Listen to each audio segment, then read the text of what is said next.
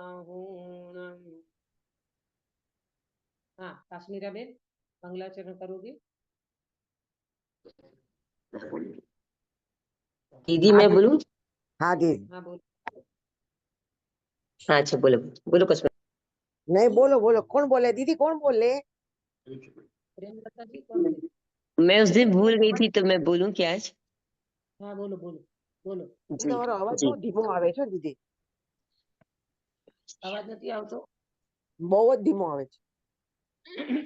હવે ના, હજી બી સ્લો જ છે. एक मिनट।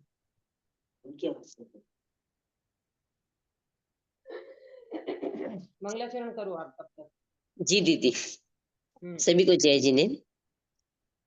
मंगलमय मंगल करण वीतराग विज्ञान नमो ताहि जाते भये अरहंतादि महान करि मंगल करि हो महा ग्रंथ करन को काज जाते मिले समाज सब पावे निज पद राज इसे भव तरु का मूल ईट जानहु मिथ्या भाव ताको परिनिर्मूल अब करिए मोक्ष उपाय करिए मोक्ष उपाय। बहुत सुंदर मंगलाचरण आपने किया। अब आ रही है आवाज? हाँ दीदी, हाँ. हाँ। सुबह मंगल प्रभात की मंगल बेला में हमारी चर्चा मोक्ष मार्ग प्रकाशक जी शास्त्र के अंतर्गत 7वें अधिकार में व्यवहाराभासी मिथ्या दृष्टि जीवों का स्वरूप हम देख रहे हैं। उसमें 3 प्रकार के व्यवहाराभासी को हम देख चुके और आज हम धर्म बुद्धि से धर्म धारक व्यवहाराभासी की चर्चा करेंगे। पेज नंबर 221 221 पेज नंबर के ऊपर ये धर्म बुद्धि से धर्म धारक व्यवहाराभासी की चर्चा है। बराबर मिला सबको पेज नंबर? हाँ दीदी. तो अब इसमें चौथे नंबर के जो हैं, हमने बात कही थी 2 तो भोले जीव हैं, तीसरा बेईमान है और चौथा ईमानदार है। ईमानदार तो है परंतु फिर भी ईमानदार क्यों कहा? क्योंकि धर्म बुद्धि रखता है, उनको और कोई प्रयोजन नहीं है, करना है धर्म। हाँ, सुनना ध्यान से, करना है धर्म परंतु धर्म का भी पूरा क्या बोलते हैं उसका पूरा उनको स्वरूप मालूम नहीं है, इसीलिए वो थोड़ी ना थोड़ी कहीं ना कहीं गड़बड़ करेगा। तो वो पंडित साहब यहाँ पर स्पष्ट करेंगे। बराबर देखो, पढ़ते हैं 221 पेज नंबर पे। धर्म बुद्धि से धर्म धारक व्यवहाराभासी तथा कितने ही धर्म बुद्धि से धर्म साधते हैं। तो यहाँ धर्म बुद्धि से धर्म साधते हैं ऐसा क्यों लिखा? इनको धर्म बुद्धि से धर्म धारक और फिर व्यवहाराभासी ऐसा क्यों कहा? धर्म बुद्धि क्यों कहा? बोले कि उनके अंदर में जो 3 प्रकार के पहले थे ना व्यवहाराभासी, बोलता ना अंकित भैया, पहले नंबर वाला जो व्यक्ति था, पहले नंबर का जो व्यवहाराभासी था, वो कौन सी उसमें अटका था? क्या करता था वो?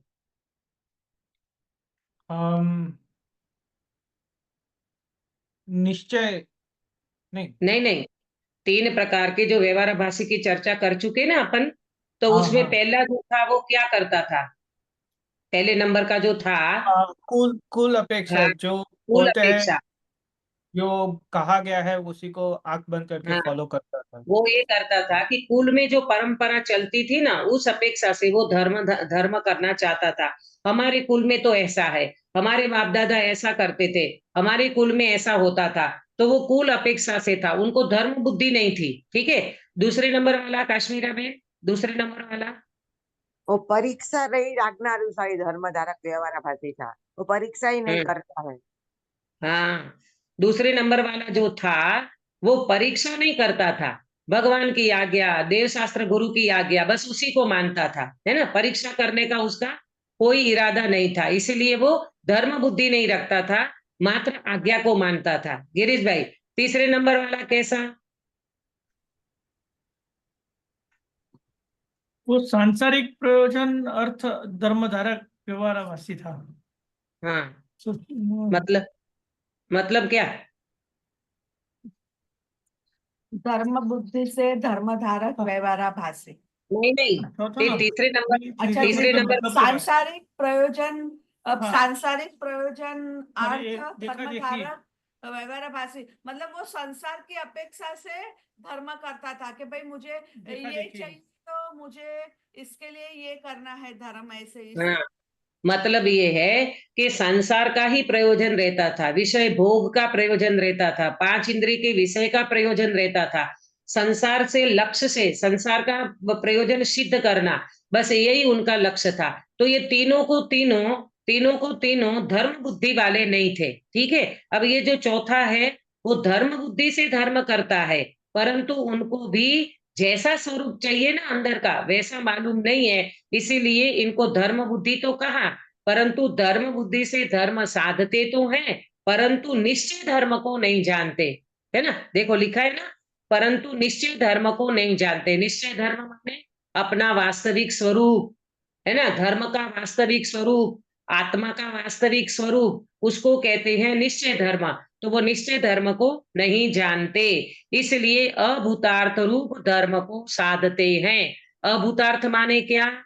अभूतार्थ माने व्यवहार, अभूतार्थ माने जो सत्य नहीं है, अभूतार्थ माने जो सत्य नहीं है, जो भूतार्थ नहीं है, जो मात्र व्यवहार है, जो मात्र उपचार है, उसको कहते हैं अभूतार्थ धर्म। ख्याल में आया किरण बेन? अभूतार्थ धर्म का मतलब जी दीदी। क्या जो ख्याल में आया? मतलब जो उपचार मात्र मानते हैं। हाँ, जो उपचार मात्र है, जो व्यवहार मात्र है, जी। जो वास्तव में सत्यार्थ नहीं है, भूतार्थ नहीं है, उसको कहते हैं व्यवहार धर्म। जैसे जैसे महाव्रत का पालन करना, वो व्यवहार धर्म है। महाव्रत सिद्ध भगवान में नहीं रहते, छूट जाते हैं। व्यवहार माने उपचार होता है, वो निकल जाता है बाद में। सिद्ध भगवान में कौन सा महाव्रत है? सिद्ध भगवान कौन से महाव्रत का पालन करते हैं? कुछ नहीं है। तो ये व्यवहार धर्म जो होता है ना, वो अभूतार्थ होता है, वो सत्यार्थ नहीं होता, वो उपचार मात्र होता है। जैसे अपन गाड़ी में बैठ करके कहीं जाते हैं, तो गाड़ी आपके लिए उपचार है। गाड़ी में बैठे रहना कोई कार्य की सिद्धि नहीं है। अरे गाड़ी में से नीचे उतर करके मंदिर जी में जाकर के भगवान का दर्शन करना और फिर अपना दर्शन करना, ये आपका लक्ष्य था, तब उसको भूतार्थ कहेंगे, है ना। तो इसी तरह भूतार्थ धर्म को साधते हैं, बस वो तो व्यवहार में ही अटका रहता है ना। मानता है सच्चे देव शास्त्र गुरु को, है, और बिल्कुल प्रॉपर समझता है, परंतु निश्चय धर्म को नहीं समझता, निश्चय धर्म को जानता ही नहीं है। वस्तु का स्वरूप कैसा, आत्मा का स्वरूप कैसा, और वितरागी देव शास्त्र का अंतरंग स्वरूप कैसा, वो कुछ नहीं जानता, इसीलिए वो अभूतार्थ धर्म को साधते हैं। काश्मीरा बहन, ख्याल में आया आपको ये धर्म बुद्धि वाले का? हाँ दीदी, हाँ हाँ है ना। अब हाँ। देखो और क्या लिखा वहां, व्यवहार सम्यक दर्शन ज्ञान चारित्र को मोक्ष मार्ग जानकर उनका साधन करते हैं।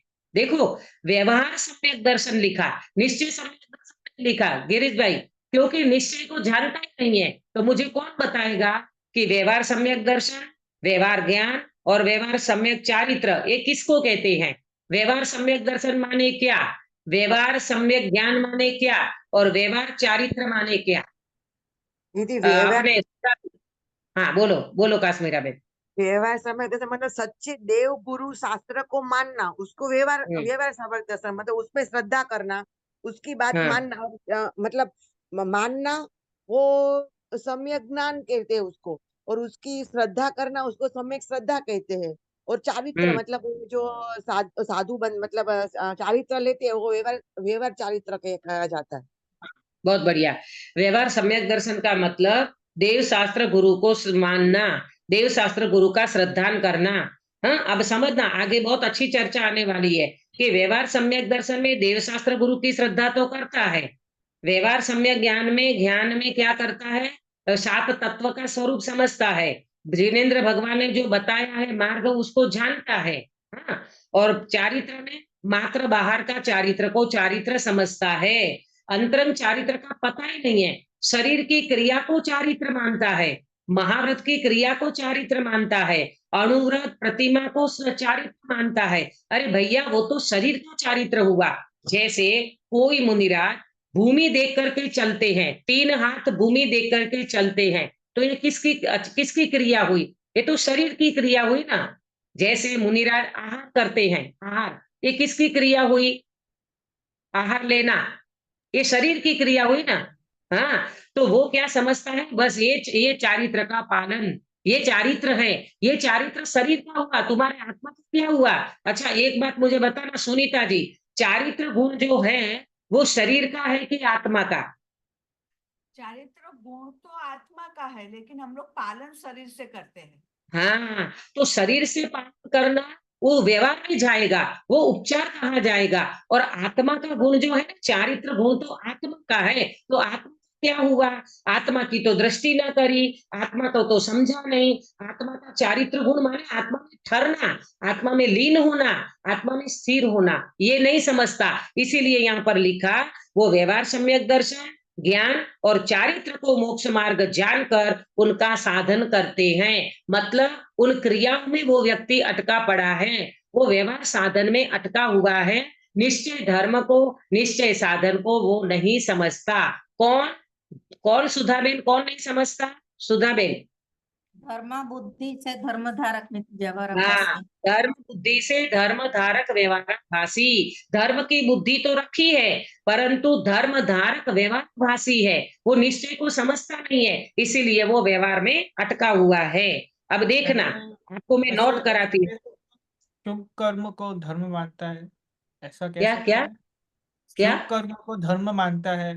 हाँ बहुत अच्छा कहा आपने, शुभ भाव को धर्म मान के बैठा है, क्रिया करेंगे तो धर्म हो जाएगा, उपवास आदि दया दान पूजा पाठ से धर्म हो जाएगा, ये वो मानता है। उनको निश्चय धर्म का बिल्कुल स्वरूप पता नहीं है। आया समझ में। अब देखना, इसमें आप नोट करना कि धर्म बुद्धि से धर्म धारक व्यवहार भाषी मुख्य रूप से 2 चीज में अटका हुआ है। नोट करो, 2 चीज में धर्म बुद्धि से धर्म धारक व्यवहार भाषी 2 चीज में अटका हुआ है।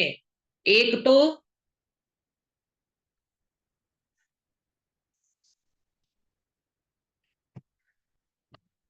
तो देव शास्त्र गुरु का स्वरूप प्रॉपर पता नहीं है, देव शास्त्र गुरु का स्वरूप नहीं पता, और दूसरा 7 तत्वों का स्वरूप, ये 2 चीज उसको प्रॉपर ख्याल में नहीं है ना, इसीलिए वो अटका है। कौन सी 2 चीज प्रेमलता जी? देवशास्त्र का स्वरूप, देवशास्त्र गुरु का स्वरूप और 7 तत्वों का। 7 तत्व है ना, तो इसकी डिटेल में चर्चा पंडित जी यहाँ करेंगे। पहले देखो, सम्यक दर्शन का अन्यथा रूप, हेडिंग लिखा है। हाँ, अब यहाँ से पंडित जी चर्चा करेंगे। तो सम्यक दर्शन का अन्यथा रूप मतलब सम्यक दर्शन को प्रॉपर नहीं समझता तो अन्यथा माने उसका मिथ्या स्वरूप समझता है ना। तो सम्यक दर्शन का अन्यथा रूप माने सम्यक दर्शन को प्रॉपर नहीं समझता। तो पंडित जी यहाँ पर उनकी सारी गलतियां बताएंगे। आप हेडिंग है ना जो, उसको प्रॉपर नोट करना कि सम्यक दर्शन के अन्यथा रूप में पंडित जी क्या कहते हैं। वहां शास्त्र में देव गुरु धर्म की प्रतीति करने से सम्यक होना कहा है।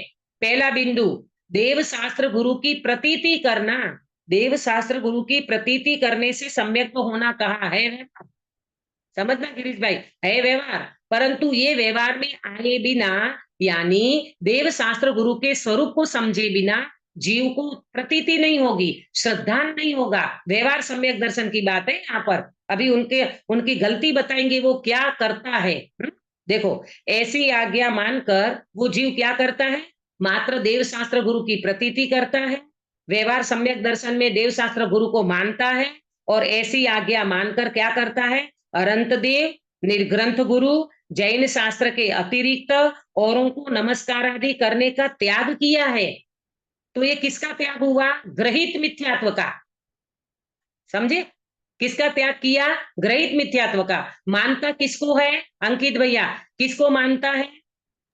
मैंने सच्चे देव गुरु को मानता है, सच्चे देव हाँ, देव सच्चे शास्त्र। देव शास्त्र गुरु को मानता है। तो ग्रहित मिथ्यात्व का तो त्याग हो गया, परंतु अग्रहित का त्याग नहीं होगा। अग्रहित माने शरीर और आत्मा भिन्न है, राग और आत्मा भिन्न है, कर्म और आत्मा भिन्न है, ये प्रॉपर नहीं समझता, निश्चय धर्म को नहीं समझता। बराबर। तो क्या कहा कि ऐसी आज्ञा मानकर अरहंत देव, निर्ग्रंथ गुरु, जैन शास्त्र के अतिरिक्त औरों को नमस्कार भी करने का त्याग किया है। औरों को माने कुदेव, कुगुरु, कुशास्त्र, वहां नहीं जाता, उनको नमस्कार नहीं करता। ये तो सब त्याग है उनके जीवन में, परंतु उनके गुण अवगुण की परीक्षा नहीं करते।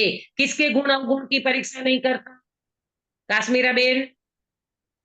सच्चे देव गुरु शास्त्र में अगर अरहंत देव वेरी नहीं good, very good, very good, बहुत अच्छा जवाब दिया आपने। उनके गुण अवगुण की परीक्षा नहीं करते, माने सच्चे देव है तो कैसे हैं? हाँ, अरिहंत भगवान को मैं देव मानता हूं, पर अरिहंत भगवान का स्वरूप पता चाहिए ना, वो उसकी परीक्षा नहीं करता, अथवा परीक्षा भी करते हैं तो तत्व ज्ञान पूर्वक सच्ची परीक्षा नहीं करते। ये इंपॉर्टेंट है। आपको तत्व ज्ञान होना चाहिए, आपके अंदर में सात तत्व का स्वरूप होना चाहिए, आपके अंदर में सच्चे देव शास्त्र गुरु का स्वरूप होना चाहिए। वो कुछ नहीं करता, बस वो तो व्यवहार से मान लेता है। देखो हमारे भगवान अरिहंत होते हैं, अभी आएगा उनका देव भक्ति का अन्यथा रूप, उसमें सारा डिटेल अपन लेंगे। आपको ये बात समझ में आ रही है?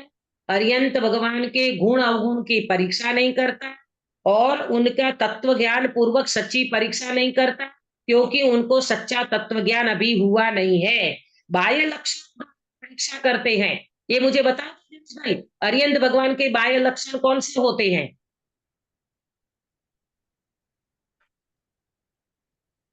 अरिहंत मतलब वो ये वो, 34 तो 38 एक तो किसी बोलते हाँ हैं हाँ हाँ, अभी आएगा।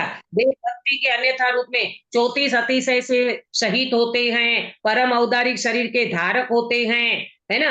ये अरिहंत भगवान, ये इनका स्वरूप समझता है। अंतरंग में अरिहंत भगवान अनंत केवल ज्ञान को प्राप्त कर बैठे हैं, उसको कुछ पता नहीं है। मात्र बाहर से हमारे अरिहंत भगवान ऐसे होते हैं, 500 धनुष की काया होती है, परम औदारिक शरीर होता है, ये सब समझता है। बाकी उनको अंदर का कुछ पता नहीं है। किसको?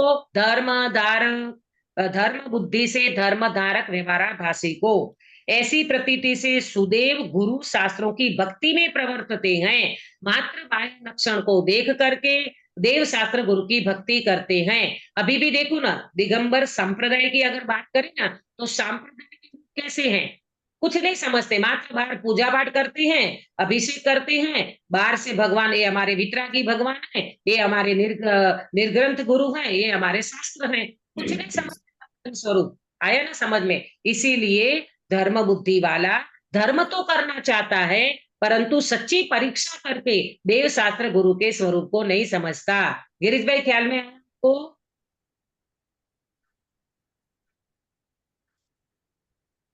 हाँ, चलो अब देव भक्ति का अन्यथा रूप। हाँ, अब देखो देव शास्त्र गुरु की बात करी ना, तो ये जो धर्म बुद्धि वाला जो मिथ्या दृष्टि है ना, धर्म धारक, ये देव भक्ति का अन्यथा रूप, यानी देव भक्ति को प्रॉपर नहीं समझता। तो क्या गड़बड़ करता है, क्या समझता है देव का स्वरूप, उसकी चर्चा करते हैं। वहां अरहंत देव हैं, माने वितराग मार्ग में अरहंत देव होते हैं, इंद्रादि द्वारा पूज्य हैं। कितने इंद्र पूज्य, कितने इंद्र भगवान की सेवा करते हैं, कितने इंद्र भगवान के वाणी को सुनने आते हैं? 100 इंद्र। 100 इंद्र, है ना। सौधर्म आदि 100 इंद्र भगवान को पूजते हैं, भगवान को नमस्कार करते हैं, भगवान की भक्ति करते हैं। आपको पता है जन्म कल्याण के दिन कौन सा इंद्र होता है? 1000 नेत्र बना करके भगवान को निहारते हैं। और हाँ, सौधर्म इंद्र। और वो कौन सा करते हैं? वो नाटक, वो तांडव क्या बोलते? तांडव तांडव हाँ, तांडव नृत्य करते हैं। बोलो, भगवान के सामने इतना भक्ति से नाचते हैं। ये सब कौन करता है? सौधर्म इंद्र। एक भव करके मोक्ष जाने वाले हैं 100 इंद्र। आपको पता है ये सारे सौधर्म इंद्र इत्यादि एक भव करके मोक्ष जाने वाले इंद्र हैं। तो कैसे हैं भगवान? अरहंत देव हैं, इंद्रादि द्वारा पूज्य है। देखो ये सब मानता है वो, पर अंतर स्वरूप पता नहीं है उसको। अनेक अतिशय सहित हैं। अनेक अतिशय माने कितने होते हैं अतिशय? 34, 34। हाँ, 34 कौन अतिशय। बताएगा? 34 कौन बताएगा अंकों में? 34 कैसे बना? 8 14 आठ प्रातिशार्य, 8 नहीं 8 नहीं, 10 देखो 10 देखो, जन्म सुनो। के 10 जन्म के, हाँ 10 केवल ज्ञान के और हाँ, 14 देवकृत। देवकृत हाँ हाँ, 10 जन्म के अतिशय होते हैं। अब इसका डिटेल मैंने आपको एक बार शायद कराया होगा, है ना। 10 जन्म के होते हैं। हाँ, 10 केवल ज्ञान के बाद के होते हैं, केवल ज्ञान प्रकट होने के बाद। और 14 होते हैं देवकृत, माने देवों के माध्यम से, जैसे समोसरण की रचना कर देना, है ना। कमल की रचना वो रख देना भगवान जब विहार करते हैं। ये सारे जो अतिशय है ना, ये देवकृत होते हैं। 14 देवकृत, 10 जन्म के और 10 केवल ज्ञान, 34 हो गया। ये सारे अतिशय से सहित हैं, ऐसा वो मानता है। हाँ, क्षुधादि दोष रहित हैं। क्षुधादि दोष रहित माने भगवान कितने दोष से रहित होते हैं? 18 दोष से रहित। 18 दोष। 18 दोष से रहित है। ये मैंने जैन सिद्धांत प्रवेशिका में नोट कराया है ना। क्षुधा नहीं होता, जन्म नहीं होता फिर भगवान को, पसीना नहीं आता भगवान को, रोग नहीं होता भगवान को, ये सब इसमें आएगा। क्षुधादि दोष रहित है माने 18 दोष से रहित है। शरीर की सुंदरता को धारण करते हैं। कौन बताएगा भगवान का शरीर कैसा होता है? परम औदारिक, परम हाँ, औदारिक। परम औदारिक शरीर माने उसमें निगोद का सारे जीव चले जाते हैं। भगवान का शरीर बिल्कुल कंचन वर्णी काया, स्फटिक मणि जैसा सुंदर हो जाता है। ये शरीर की सुंदरता है। स्त्री संगम आदि रहित हैं। स्त्री को पास में नहीं रखते। बोलो, आदिनाथ भगवान की कितनी पत्नी थी संसार अवस्था में? अंकित भैया, पता है आपको? आदिनाथ ऋषभ राजा की पत्नी कितनी थी? 2 48 लाख अरे थी। भगवान, इतनी सारी। नहीं, 2 हाँ, सही नंदा कहा सुनंदा। काशी। हाँ, वेरी गुड। नंदा और सुनंदा, तो दोनों को बाद में बिठा देते। एक साइड नंदा को बिठाते, एक साइड सुनंदा को बिठाते, बीच में ऋषभ भगवान विराजमान होते। बोले ना, हाँ, हमारे यहाँ वितरागी देव जो होते हैं वो स्त्री संगम से रहित होते हैं। भले ग्रस्त अवस्था में स्त्री थी, परंतु जब मुनि बन जाते तब छोड़ देते उनको। अर्यंत अवस्था की तो बात ही अलग है ना। तो देखो, कई भगवान में होते हैं, बाजू में स्त्री बैठी है, शंकर जी हैं तो पार्वती बाजू में बैठे हैं, ऐसे होते हैं ना वहां पर। हमारे वितराग देव में ऐसा नहीं होता। हमारे अर्यंत भगवान तो मुनि अवस्था में स्त्री का त्याग करके उनको बीवी बच्चों को छोड़ के चले गए हैं। तो केवल ज्ञान के बाद तो ये बात होना ही नहीं है। तो स्त्री संगम आदि रहित है। दिव्य ध्वनि द्वारा उपदेश देते हैं, है ना। दिव्य ध्वनि कब छूटती है गिरीश भाई? बताए, दिव्य ध्वनि केवल ज्ञान के केवल पहले ज्ञान, बाद में? केवल ज्ञान होने के बाद। हाँ, केवल ज्ञान होने के बाद तुरंत भगवान की दिव्य ध्वनि ध्वनि खिरती है। तो उसके द्वारा क्या होता है? उपदेश होता है। केवल ज्ञान द्वारा भगवान किसको जानते हैं? लोकालोक को जानते हैं। काम क्रोधादिक नष्ट किए हैं इत्यादि विशेषण कहे हैं। काम क्रोधादिक नष्ट हो गए हैं, अर्यंत हो गए ना, तो काम क्रोध सब उनका नष्ट हो गया। अब मुझे इतना मैंने पढ़ा, ये 3 लाइन, इसमें मुझे 3 अर्यंत भगवान के 3 लक्षण कौन से हैं और इन इन लाइन में कौन कौन से लक्षण बैठते हैं, वो कौन बताएगा? पहले तो अर्यंत भगवान के 3 लक्षण बताओ। कौन बताएगा 3 लक्षण? 3 एक तो वो अतिशय 34 अतिशय सहित होते हैं। नहीं नहीं नहीं, अतिशय सही तो होने वाली बात को नहीं लेना है यहाँ पर। 3 लक्षण मुख्य रूप से। उद्गला उनका स्त्री, औदारिक शरीर होता है, क्षुधादि दोष रहित स्फटिक होते नहीं, हैं। केवल नहीं, ज्ञान नहीं, से दीदी, केवल ज्ञान से लोकालोक को जानते हैं। पहला काश्मीर में आप बिल्कुल बराबर बोल रहे हो। पहले 3 गुण बताओ, तब ये वाली बात आपकी बैठ जाएगी। पहले 3 गुण बताओ। हमारे भगवान कैसे होते हैं? अर्यंत भगवान कैसे होते हैं? क्षुधादि सर्वज्ञ दोष होते हैं, रहित होते हैं। उपमदर्शी होते हैं। हाँ, पर वही पहला औदारिक शरीर होता है ना, उनका स्फटिक शरीर होता है। वितरागी होते हैं, सर्वज्ञ होते हैं, वितरागी। हितोपदेशी होते हैं। हाँ, अरे प्रभु सुनो, अर्यंत भगवान के मुख्य 3 गुण, ये तो बच्चों के उसमें आते हैं, बाल बुध में। 4 घाती कर्म रहित है, वह केवल वितरागी दर्शन, होते केवल हैं, ज्ञान। सर्वज्ञ देव होते हैं, हितोपदेशी होते हैं। हाँ, वेरी गुड, किरण बेन ने बहुत बड़ा बोला। सर्वज्ञ, वितरागी और हितोपदेशी, ये अरिहंत भगवान के मुख्य 3 गुण हैं। ये क्यों भूल जाते हो आप परम औदारिक शरीर की बात करते हो, घाती कर्म की बात। ये तो नास्ति से कथन हुआ गिरीश भाई, अस्थि से कथन क्या करोगे? सर्वज्ञ, वितरागी और हितोपदेशी पना, ये 3 मुख्य गुण है काश्मीर अरिहंत भगवान का। अब काश्मीर में घटित करो इसमें, ये अभी तक मैंने 3 लाइन पढ़ी ना, उसमें ये 3 गुण कैसे बैठेंगे, कौन सी लाइन में बैठेंगे काश्मीरा बेन? सर्वज्ञ है मतलब केवल ज्ञान वडे लोकालोक को जान रहे हैं। Very good. केवल ज्ञान द्वारा, नोट करो, केवल ज्ञान द्वारा लोकालोक को जानते हैं, इसका मतलब भगवान सर्वज्ञ हैं। हाँ, ये पहली बात नोट करना, आपको जिंदगी में कभी भी भूल नहीं पाओगे। ये सर्वज्ञपना, वितरागीपना और हितोपदेशीपना। अब प्रेमलता जी आप बताइए, सर्वज्ञ तो इन्होंने बताया, अब 2 गुण में से कौन सी लाइन में ये घटित होगा, कौन सा गुण? वितरागी होते हैं, राग देश से रहित होते हैं। हाँ, तो यहां से कौन सी लाइन बनेगी, कौन सी लाइन बैठेगी? दीदी वो लाइन तो नहीं देख रही हूँ। लोकालोक को जानते स्त्री हैं। संगमध्ये रहित है। काम क्रोध आदि का नाश किया है। हाँ, काम क्रोधादिक नष्ट किए हैं, ये लाइन बैठेगी। काम क्रोधादिक माने सब कुछ आ गया उसमें, पूरा राग चला गया और भगवान वितरागी हो गए। बराबर, काम क्रोधादिक नष्ट किए हैं, इसलिए भगवान वितरागी हैं। अब तीसरा कौन सा रह गया सुनीता जी? ये हितोपदेशी रह गया करके। दिव्य ध्वनि, हितोपदेशी, हाँ, ध्वनि वो दिव्य ध्वनि द्वारा उपदेश देते हैं। हाँ बराबर, दोनों ने जवाब सही दिया। सुधाबेन ने भी यही बोला, आपने भी यही बोला, दिव्य ध्वनि द्वारा उपदेश देते हैं, मतलब भगवान हितोपदेशी हैं। ऐसे पढ़ते समय अपने को निकालने आना चाहिए, है ना। जब स्वाध्याय करो ना, इस तरह से करना, तो आपको एकदम ख्याल में आएगा, अरे अरिहंत भगवान का तो स्वरूप ऐसा है। हमारे भगवान सर्वज्ञ हैं, वीतरागी हैं और हितोपदेशी हैं। बराबर, 3 बातें हो गई।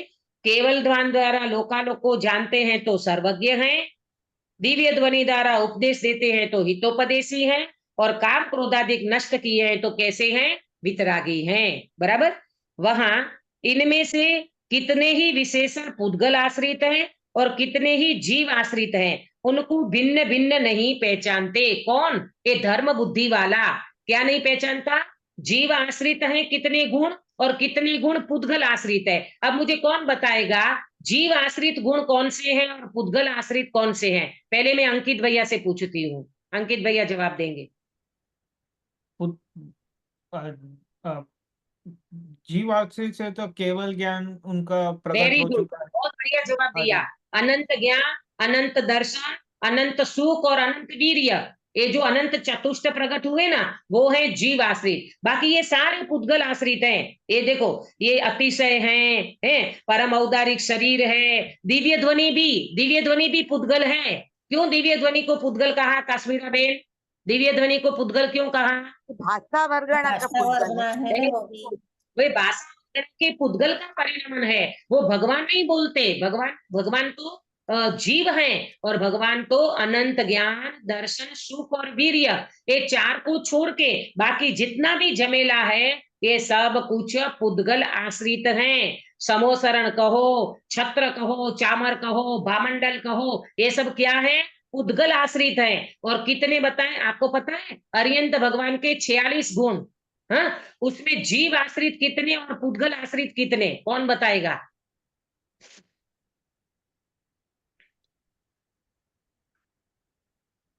जीव आश्रित एक ही है ना? कौन सा? जीवाश्रित तो ये उन- अनंत चतुष्टय जो है वो उनके जीवाश्रित है, गुण बाकी है, सारे बराबर। पुद्गल सब आश्रित। पुद्गल है। बराबर, 42 है ना, 42 वो पुद्गल आश्रित है, और 4 अनंत ज्ञान, दर्शन, सुख और वीर्य, ये मात्र जीव आश्रित है। 46 गुण में से 42 गुण तो पुद्गल आश्रित और 4 ही मात्र जीव आश्रित हैं। अब ये क्या करता है? वो जीव और पुद्गल में मिक्स करता है, भगवान को उस रूप से देखता है, कोई उसको भिन्नता भान मालूम नहीं है। गिरीश भाई, आपको समझ में आ रही है बात? क्या बोला? मैंने जीव आश्रित जो है और हाँ, पुतगल आश्रित है, वो उसमें उसको बराबर मिक्सिंग समझता करता है, नहीं है, मिक्स उसको प्रॉपर नहीं समझता। इसलिए अरिहंत भगवान का स्वरूप जीव आश्रित और पुद्गल आश्रित को भिन्न न जानकर एक रूप मानता है। परम औदारिक शरीर वाले हमारे भगवान है। अरे तुम्हारे भगवान परम औदारिक शरीर नहीं, आत्मा भगवान है, अनंत ज्ञान वाले भगवान है। ये कुछ नहीं समझता, देखो, भिन्न भिन्न नहीं पहचानता। अपन भी जिस तो इसी में प्रकार, आते हैं, हाँ अपन भी तो इसी में आते हैं, धर्म बुद्धि से धर्म धारक व्यवहार भाषा। हाँ, अगर देखो, अगर आपको पहले पता होना चाहिए, अगर आपको आप भगवान के स्वरूप को इस प्रकार से मानते हो, अतिशय वाले होते हैं, भगवान हमारे परम औदारिक शरीर वाले होते हैं, वे स्त्री का संगम नहीं रखते, दिव्य ध्वनि से उपदेश देते हैं, इतना ही स्वरूप समझोगे तो धर्म बुद्धि में आ जाओगे। लेकिन नहीं, हम तो भगवान के अनंत ज्ञान को पूछते हैं, हम भगवान के अंतरंग स्वरूप को समझते हैं, तो आप धर्म बुद्धि में नहीं आओगे। ये अपना सेल्फ ऑब्जर्वेशन करना। देखो, अब इन्होंने मनुष्य का वो दे करके अरिहंत भगवान को समझाएंगे। जिस प्रकार कोई असमान जातीय मनुष्य आदि पर्यायों में जीव पुद्गल के विशेषणों को भिन्न न जानकर मिथ्या दृष्टि धारण करता है। मुझे कौन बताएगा असमान जाति माने क्या? मनुष्य का दृष्टांत दिया, असमान जाति मनुष्य पर्याय, तो ये शरीर असमान जाति शरीर क्या और होता है? शरीर और आत्मा को एक मानना। बहुत बढ़िया, सुधाबेन ने प्रॉपर जवाब दिया। जीव और पुद्गल माने शरीर और आत्मा, इनको एक मान करके चलना, ये असमान जाति मनुष्य पर्याय में भिन्नता को नहीं धारण किया तो वो मिथ्या दृष्टि बना रहता है। देखो, जैसे अपने को गुरुदेव का तत्व नहीं मिलता था, तब तक काश्मीर में क्या मानते थे? शरीर और आत्मा को एक मानते थे कि भिन्न भिन्न? हाँ दीदी, एक ही मानते थे। है ना, एक ही मानते थे, पता ही नहीं था मैं शरीर को माने, मैं, मुझे ये हाँ हुआ, मैं ये करता हूँ, मैं ऐसा, मैं वैसा, ये शरीर को ही आत्मा मान करके देहात्म बुद्धि करके बैठे थे। है, तो हाँ ये दृष्टांत दिया कि जैसे कोई असमान जाति मनुष्य हो, वो जीव पुद्गल के विशेषण को भिन्न न जाने, माने शरीर भिन्न है, आत्मा भिन्न है, ऐसा कोई न जाने, तो वो व्यक्ति क्या रहेगा? मिथ्या दृष्टि रहेगा, मिथ्यात्व को धारण करता है। इसी तरह ये भी असमान जाति अर्यंत पर्याय में, अब असमान जाति अर्यंत क्या, असमान जाति अर्यंत क्या भिन्न भिन्न है गिरीश शरीर भाई? और आत्मा। हाँ, शरीर और आत्मा, परम औदारिक शरीर वो पुद्गल है और अर्यंत भगवान जीव है। हाँ, तो वो नहीं जानता प्रॉपर धर्म बुद्धि वाला, तो वो क्या करता है? असमान जाति अर्यंत पर्याय में जीव पुद्गल के विशेषणों को भिन्न न जानकर मिथ्या दृष्टि धारण करता है। कौन अंकित भैया, कौन मिथ्या दृष्टि धारण करता है? धर्म बुद्धि, धर्म बुद्धि धर्म धर्म बुद्धि से धर्म धारक व्यवहाराभासी अर्यंत भगवान का स्वरूप तो जानता है, पर मात्र बाहरी स्वरूप को जानता है, अंतरंग स्वरूप को नहीं पहचानता। हाँ, इसीलिए वो मिथ्या दृष्टि बना रहता है। अब आप दो बात नोट करना। नंबर एक, अर्यंत भगवान के बाह्य स्वरूप को समझकर ग्रहित मिथ्यात्व छूटता है। नंबर एक, अर्यंत भगवान के बाह्य स्वरूप को समझकर ग्रहित मिथ्यात्व छूटता है। नंबर दो, अर्यंत भगवान के अंतरंग स्वरूप को समझकर अग्रहित मिथ्यात्व छूटता है। क्या बोला? अर्यंत भगवान के अंतरंग स्वरूप को समझकर अग्रहित मिथ्यात्व छूटता है। बराबर? देखो, अर्यंत भगवान का बाह्य स्वरूप माने ग्रहित मिथ्यात्व क्यों छूटेगा? कौन समझाएगा मुझे? कोई एक्सप्लेन कर सकता है ये बात को? अर्यंत भगवान के बाह्य स्वरूप को प्रॉपर समझेंगे तो ग्रहित मिथ्यात्व छूटेगा। किरण बेन, आप बता सकते हो?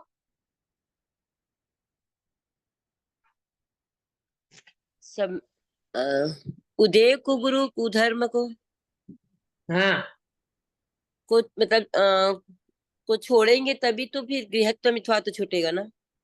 बहुत बढ़िया। माने वो कुदेव कुगुरु कुधर्म को छोड़ दिया और यहाँ अर्यंत भगवान का बाह्य स्वरूप प्रॉपर समझ लिया तो वो कभी भी शंकर को नमस्कार नहीं करेगा, गणेश जी को नमस्कार नहीं करेगा, है ना, कोई भी माता देव देवी को नमस्कार नहीं करेगा, उनको अर्यंत देव ही हमारे देव हैं, ऐसा जब उन्हें समझ लिया तो उनका ग्रहित मिथ्यात्व छूटता है। बराबर। नंबर 2, अर्यंत भगवान का अंतरंग स्वरूप जब समझता है तो वो व्यक्ति का अग्रहित छूटता है। काश्मीरा बहन, आप बता सकते हो अग्रहित कैसे छूटता है अर्यंत भगवान के अंतरंग स्वरूप को? मतलब शरीर और आत्मा भिन्न है। हाँ, बराबर, शरीर और आत्मा भिन्न है, ये तो समझा, पर अर्यंत भगवान आत्मा का आश्रय लिया तो अर्यंत भगवान ने सम्यक दर्शन से लेकर के केवल ज्ञान की प्राप्ति कर ली। हाँ, हाँ? हाँ, आज हम हाँ। भगवान को वितरागी मानते हैं, सर्वज्ञ मानते हैं, तो क्यों मानते हैं? क्योंकि उन्होंने अपनी साधना के माध्यम से सारा का सारा उनने अग्रहित मिथ्या तो माने शरीर और आत्मा को भिन्न जाना, कर्म से भिन्न जाना, राग से भिन्न जाना, और उन्होंने वितरागता की प्राप्ति कर ली। और हम देखो प्रवचन सार की 80वीं गाथा, जो जान दो जे जे जान तो अरिहंत ने द्रव्य गुण पर्यायति, ते जान तो निज आत्म ने तसु मोह पामे लय करे। जो अर्यंत भगवान को द्रव्य से, गुण से, पर्याय से जानता है, वो अपनी आत्मा को जानता है तो उसका मोह क्षय को प्राप्त होता है। तो अर्यंत भगवान का द्रव्य कैसा, गुण कैसा, पर्याय कैसा, दवत्तम गुणत्तम पजयते हिम, द्रव्यपना, गुणपना और पर्यायपना, ये तीनों को जब प्रॉपर समझता है और अपने अपने द्रव्य गुण पर्याय को जानता है तो उसका मोह क्षय को प्राप्त होता है। तो इसी तरह जीव पुद्गल अलग है, अर्यंत भगवान परम औदारिक शरीर वाले, वो शरीर है, और अंदर में जो आत्मा है अनंत चतुष्टते विराजमान, वो अर्यंत भगवान का जीव है।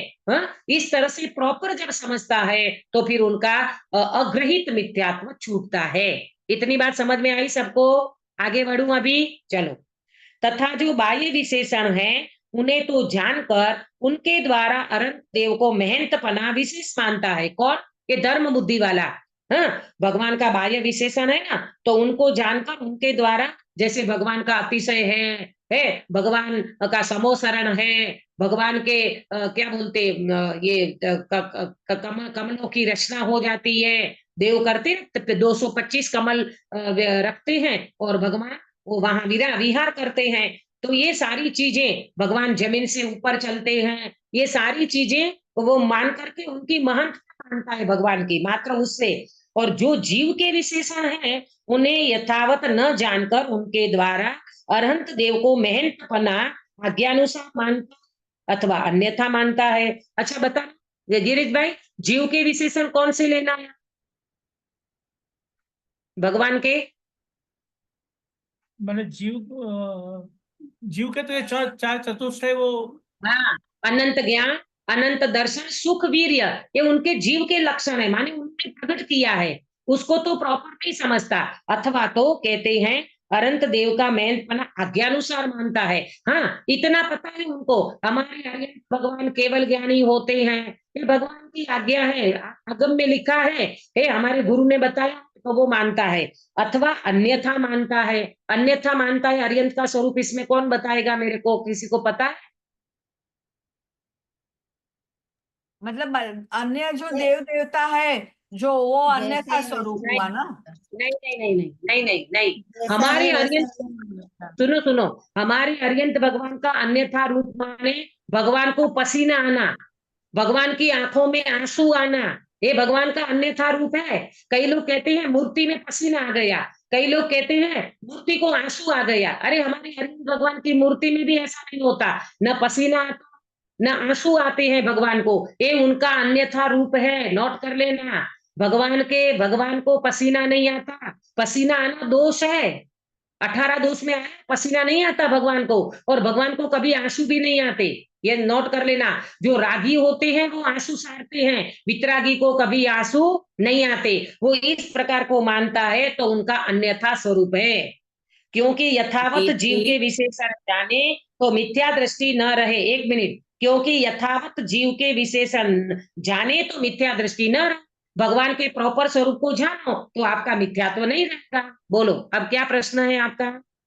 नहीं दीदी, वो बोलते ना अमीरस धारा, मतलब कभी कभी ऐसा अरे वो भगवान। अमीधारा और ये जो होता है ना देव पुष्प वृष्टि वगैरह देव करते हैं, भगवान भगवान नहीं करते। ये जो देव अतिवृष्टि होती है ना, सॉरी अतिवृष्टि नहीं, पुष्प वृष्टि वगैरह जो होती है ना, तो वो रत्नों की वृष्टि वगैरह देव करते हैं, भगवान नहीं करते। ये हाँ अमीधारा सुनो, अमीधारा वगैरह अपने भगवान वितराग मार्ग में नहीं होता। अमीधारा वगैरह भगवान तो वितरागी होते हैं, भगवान में आशीर्वाद देते हैं, अभिशाप करते हैं किसी को। भगवान किसी को श्राप भी नहीं देते, भगवान किसी को आशीर्वाद भी नहीं देते। हमारे भगवान मूर्ति ऐसे नहीं है, ऐसा मेरा हाथ दिखता वो आपको तो ऐसे आशीर्वाद नहीं देते। हमारे भगवान कैसे बैठे हैं अंकित भैया, हमारे भगवान कैसे बैठे हैं, हाथ पे हाथ धरे जैसे, करना कुछ न रहा। हमारे भगवान तो पद्मासन में बैठ करके हाथ पे हाथ धर के बैठ गए।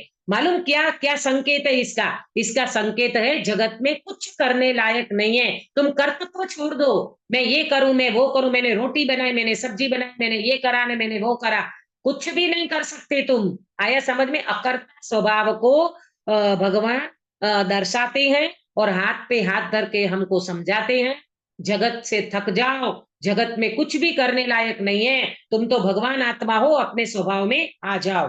तो इस तरह से ये अरियंत देव का स्वरूप उनने प्रॉपर नहीं समझा, तो वो व्यक्ति मिथ्या दृष्टि बना रहे, और अगर प्रॉपर समझेगा तो वो मिथ्या दृष्टि नहीं रहेगा। अभी समय हो चुका है ना, इसलिए अपन इसकी चर्चा कर लेंगे, कल इसको पूरा करेंगे देव की चर्चा को, माने देव का अन्यथा रूप। अब अपन समझना गिरीश भाई, अपनी मेमोरी में, अपनी धारणा ज्ञान में, अपनी बुद्धि में अरिहंत का स्वरूप प्रॉपर समझते हो कि नहीं? भले अरिहंत भगवान परम औदारिक शरीर वाले हो, छत्र चामर भामंडल वाले हो, लेकिन उनका अंतर स्वरूप प्रॉपर समझना।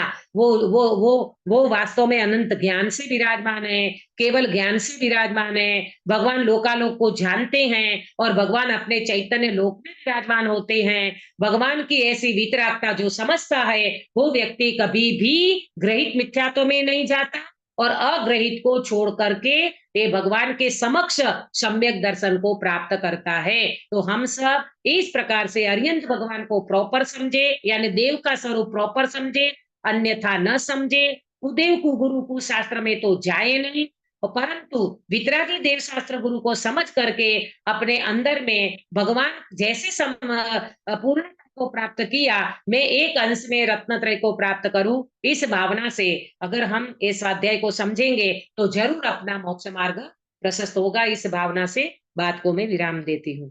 निज निधि निज में बताई है उपकार है, इसके लिए जिन वाणी माँ को वंदना सतवार, वंदना सतवार।